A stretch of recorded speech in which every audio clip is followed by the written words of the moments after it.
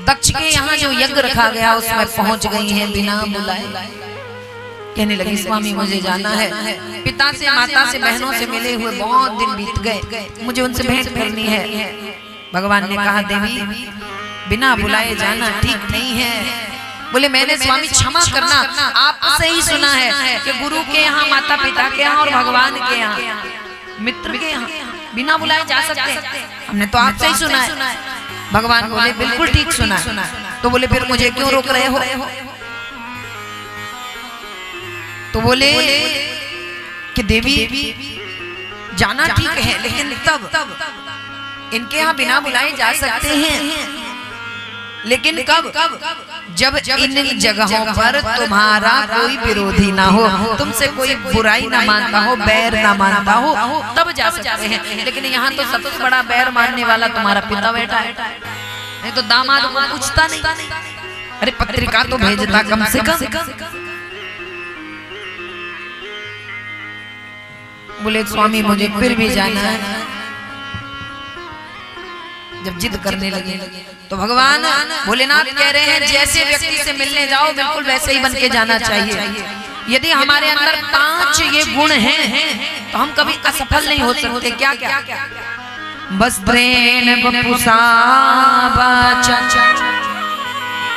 विद्या विनयेन च बकारै पंचभियुक्ता नरो भवति पूजिता, नरो भवति पूजिता।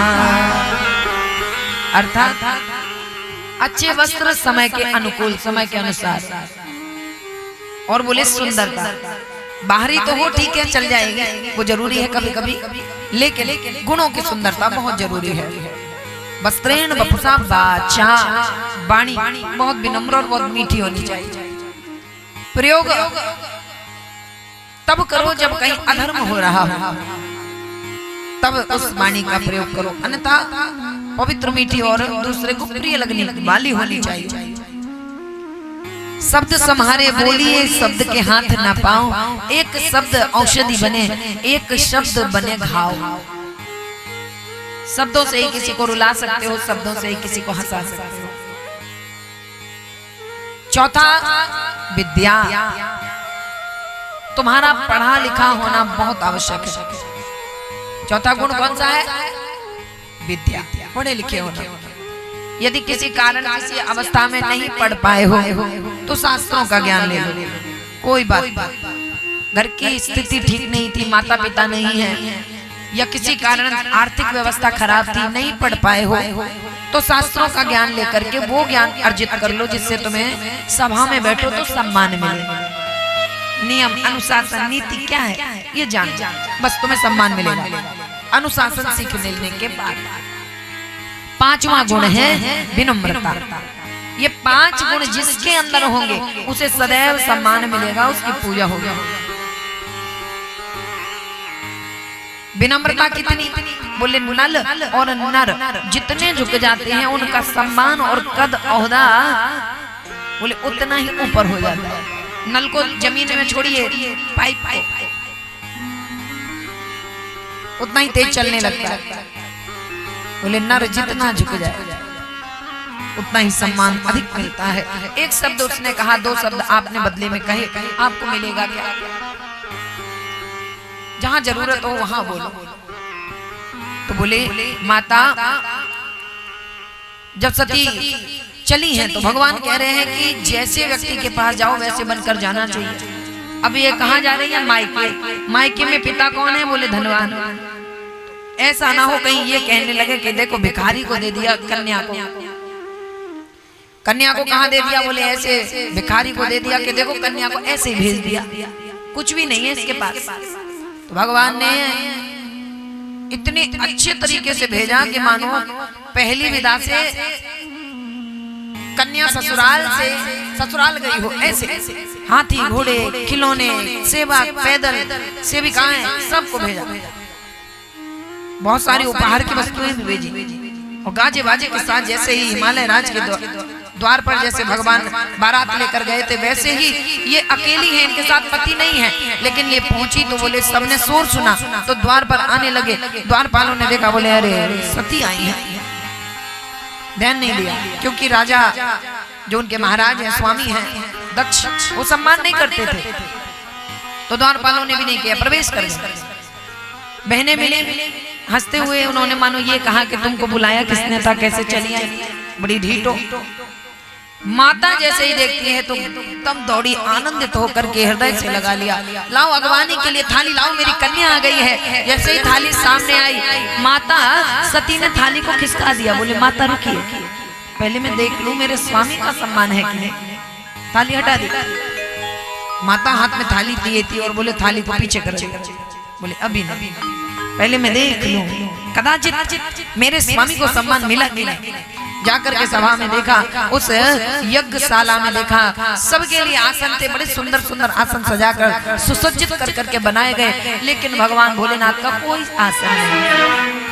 क्रोध आ गया, आज जगत जननी भवानी क्रोधित हो गई, बोले सभासदों तुम सबको तुम्हारे करने का दंड जरूर मिलेगा, जिसने निंदा सुनी है और निंदा करी है। बोले कहा जाता है गुरु की निंदा, माता पिता की निंदा और भगवान की निंदा कभी नहीं सुननी चाहिए। या तो उसे बंद कराओ या तो वहां से चले जाओ, और यदि क्षमता है तो निंदा करने वाले की जुबान काट लो। तुम निंदा सुनते रहे, तुम्हें इसका परिणाम मिलेगा। और मेरा पिता जिसके अंश से मेरा ये शरीर बना है, उसे तो अभी सीख मिलेगी। बोले उसी समय योग अग्नि का स्मरण किया, अपने बाम भाग के पैर के अंगूठे को भूमि पर दबाया और जोरदार अग्नि प्रकट हुई, और बोले अग्नि में धू धू करके शरीर जल गया। अच्छा, जलते समय उसके पहले ठीक स्मरण किया भगवान भोलेनाथ के चरणों में, स्वामी मनसा वाचा कर्मणा, यदि मैंने आपकी सच्ची सेवा की है तो आने वाले अवतार में मैं पुनः आपकी अर्धांगिनी बनूं। देह का त्याग कर दिया, त्राही त्राही मच गई, हाहाकार हो गया, पूरे सभासद यहाँ से वहां भागने लगे, हमारी रक्षा करो, हमारी रक्षा करो, ये क्या हुआ, अरे यज्ञ विध्वंस हो रहा है, ये क्या हुआ। अब तो ऐसा हो गया कि अब यज्ञ करने की किसकी इच्छा हो जाएगी। इतने में ये बात पता चली, भोले बाबा को एक जटा उखाड़ी, भूमि पर पटकी, वीरभद्र प्रकट हो गए, नीला वर्ण है, बड़े बड़े केश हैं, बड़ा सुंदर देह, चौड़ा वक्षस्थल, और बोले चल दिए हैं, बोले जाओ जाकर के यज्ञ विध्वंस कर दो। करोड़ों भूत प्रेत बेताल डाकनी साकनी पिशाचों को लेकर चल अपनी डोलने लगी। पहुंचे दक्ष के द्वार पर, और जब दक्ष के द्वार पर पहुंचे तो बोले प्रवेश कर गए यज्ञशाला। किसी के दांत तोड़े, किसी की दाढ़ी उखाड़ी, किसी का हाथ तोड़ा, लूला कर दिया। सबको दंड देते हुए वीरभद्र क्रोध में है। इतने में दक्ष सामने आ गए, सिर धड़ से अलग कर दिया, जाकर के यज्ञ कुंड में गिरा है, सिर धू धू करके जल गया। अब बोले सब प्रार्थना करने लगे भोले बाबा के चरणों में, भोले बाबा के चरणों में प्रार्थना करते हुए बार बार विनती कर रहे हैं भोले बाबा से।